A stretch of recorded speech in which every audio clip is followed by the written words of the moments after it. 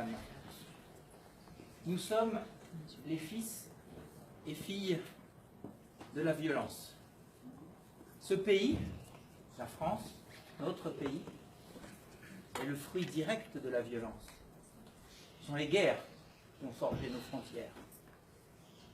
La langue avec laquelle je m'adresse à vous aujourd'hui est directement le fruit de la violence imposée par la soldatesque aux petits Bretons, aux petits Corses, aux petits Occitans, aux petits paysans. Les richesses immenses de ce pays, faut-il le rappeler, sont pour partie le fruit d'innombrables violences. Violence du colonialisme, violence du néocolonialisme, de l'impérialisme des guerres du pétrole, violence de la France-Afrique qui finance largement notre vie politique, violence de nos firmes multinationales qui profitent de clientèle captive, violence de nos ventes d'armes, du soutien aux pires dictatures de cette planète. Mes privilèges d'hommes blancs, classe moyenne, éduquée, bien nourrie, sont aussi le résultat direct de très nombreuses violences, certes plus invisibles, mais néanmoins réelles, structurelles. Ce bâtiment, la route qui nous a amenés jusqu'ici, ont été construits pour partie par du travail immigré, aliéné, exploité, peut-être sans papier, par des travailleurs arrachés à leurs terres au nom de promesses que nous n'avons vraisemblablement pas tenues. Jusqu'à l'histoire de notre émancipation, qui est confisquée par la violence. Ne nous a-t-on pas dit que c'est par la violence que nous avions conquis notre République, notre émancipation? Alors nous avançons dans cette longue nuit de la violence. Mesdames et messieurs, je suis venu vous dire que dans cette nuit, dans laquelle nous avançons à tâtons, il y a un chemin, que ce chemin est, certes, faiblement éclairé par quelques étoiles. Une première étoile, celle d'Étienne de la Boétie, jeune homme de 18 ans qui, au milieu du XVIe siècle, dans une Europe déchirée par les violences religieuses et par les tyrans qui s'appuyaient sur celles-ci, vient nous dire que si le tyran est grand, c'est parce que nous sommes à genoux, que la tyrannie et son cortège de violence n'auront jamais assez de fusils, de soldats, de policiers, de juges, de collaborateurs, pour nous forcer tous, tout le temps et en toutes circonstances, à lui obéir. Que si nous refusons notre complaisance à l'injustice, à ces violences, si nous choisissons la désobéissance, nous faisons déjà reculer l'injustice, donc la violence, et cela sans violence. Il forgeait déjà le concept de désobéissance civile. Une autre étoile, Gandhi. Gandhi vient nous dire qu'on nous a fait croire que la fin justifiait les moyens. Gandhi va nous parler de non-violence. Il dit qu'au contraire, la fin est dans les moyens. Qu'on ne saurait viser une fin juste sans recourir à des moyens justes. Que combattre l'injustice, c'est toujours combattre des formes diverses de violence. Qui serions-nous qui prétendons combattre la violence si nous ajoutons notre violence à celle que nous prétendons combattre? Dans ce petit jeu de la violence qui s'oppose à la violence, ce sont toujours les plus faibles qui souffrent. Quelques autres étoiles permettent d'éclairer un petit peu cette longue nuit, celle de nos victoires. Alors certes, on a essayé d'effacer nos mémoires, de nous raconter notre histoire, de confisquer notre histoire. Mais a-t-on oublié que le droit du travail, celui dont nous bénéficions tous, celui qu'on s'efforce aujourd'hui de saccager un petit peu chaque année, est issu de résistances très largement non violentes. Les premiers travailleurs dont la dignité outragée s'est élevée pour dire « travailler oui, mais être esclave non ». Ils n'ont pas pris de fusil, ils n'en avaient d'ailleurs pas. Ils se sont croisés les bras. Ils ont refusé de travailler dans des conditions indignes. Les droits des femmes ont très largement progressé, même si le chemin est loin d'être achevé. Les femmes n'ont pourtant pas pris les armes, n'ont pas posé de bombes, mais elles se sont opposées à la loi des mâles, à la loi des maris, des grands frères, des pères, pour obtenir le droit de voter, le droit de divorcer, le droit d'avorter, y compris au prix de la désobéissance à la loi. Les peuples de l'Est se sont libérés du joug de l'État policier, très largement sans violence, si l'on fait exception, de la Roumanie. Ils n'ont pas eu à prendre les armes. Ils ont cessé de croire, ils ont cessé d'obéir, ils ont cessé de travailler, ils ont cessé de consommer, et les régimes policiers sont tombés. Plus près de nous, les Tunisiens ont chassé Ben Ali de la même façon.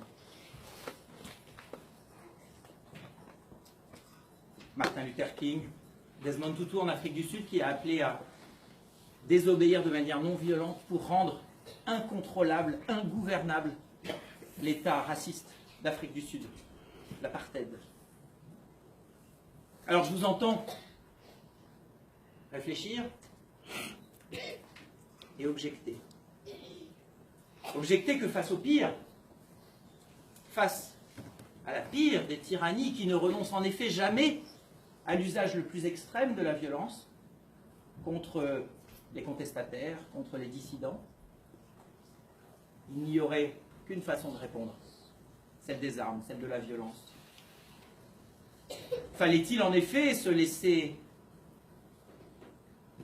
conduire à l'abattoir, comme les déportés vers les chambres à gaz? Fallait-il s'interdire, au nom de la non-violence, du respect de la vie, de faire sauter les trains qui emmenaient les troupes nazies vers le front? C'est le point Godwin de tous les débats. Le mal absolu de l'Occident, le nazisme, qui justifierait en quelque sorte de s'affranchir de nos codes moraux. Tuer est immoral, sauf si c'est pour combattre le nazisme. Bombarder des populations innocentes depuis le ciel est immoral, sauf quand il s'agit de combattre le nazisme. Alors je ne me déroberai pas. Bien entendu que lorsque l'on est en danger de mort immédiate, on peut comprendre qu'il soit nécessaire d'opposer à la plus grande violence une contre-violence. Encore que. Gandhi comparait la non-violence à un art martial. Dans les arts martiaux, on peut certes faire usage de violence, mais on peut aussi se servir de la violence de l'adversaire pour le neutraliser, pour le contraindre sans souffrance. On utilise sa force et on la retourne contre lui. Il y a d'ailleurs un art martial bien connu qui a posé la question de la non-violence en son sein, en son cœur, l'aïkido. Mais écartons-nous de cette question du danger immédiat, parce qu'avant d'être en danger immédiat de mort, d'être en situation de légitime défense absolue, il demeure de très nombreuses options pour résister à l'infamie, pour résister à la violence. Contre la tyrannie, contre l'injustice, contre les plus grandes violences, je peux commencer par crier, protester, manifester. Et si cela ne suffit pas, je peux perturber, occuper, déstabiliser. Je peux bloquer, je peux boycotter, je peux faire la grève du travail, La grève de l'impôt, la grève du sexe, la grève de la faim. Face au pire, on peut toujours désobéir. La non-violence n'est pas une faiblesse. Elle est au contraire la force des faibles. Les faibles qui sont les plus nombreux, mais qui n'ont pas les armes. Car nos adversaires, bien sûr, les maîtres de violence, nous privent toujours des armes, mais nous attendent toujours sur le terrain des armes, pour lequel ils se préparent avec leurs drones, leur surveillance généralisée, leur police politique, leurs bombes atomiques. Mais il est un terrain sur lequel ils ne peuvent rien. Celui de la non-violence, active, créative, celle qui mobilise l'arme la plus accessible à nous tous, l'imagination.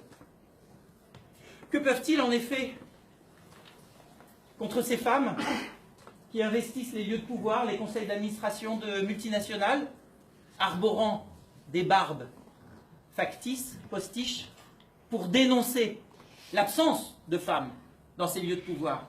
Que peuvent-ils contre ces paysans qui envahissent les champs d'OGM, qui les neutralisent et qui dénoncent ainsi la menace transgénique, la propriété privée du vivant, la menace sur la faim? Que peuvent-ils contre ces Robins des Bois de l'énergie qui, à EDF, s'en vont rétablir le courant chez les familles pauvres que l'on prive justement de courant et qui, au passage, parfois, se permettent de couper le courant chez les plus riches des clients d'EDF? Que peuvent-ils contre celles et ceux qui prétendent défendre les droits humains, quelle que soit la couleur de peau, et qui boycottent les produits israéliens au nom des droits qu'ont les Palestiniens, comme tous les autres peuples, de vivre libres? Que peuvent-ils enfin contre ces militants écologistes, qu'on dit zadistes, qui se permettent d'occuper des terres agricoles menacées de bétonisation et qui finalement parviennent à empêcher des grands projets que l'on disait si indispensables et qui ne servaient en fait qu'à faire de l'argent? Que peuvent-ils contre la force de notre nombre, de notre détermination, de notre non-violence? Mesdames et messieurs, je suis venu vous dire qu'il y avait un chemin dans cette longue nuit, celui de la désobéissance, de la non-violence. C'est mon espérance. Merci.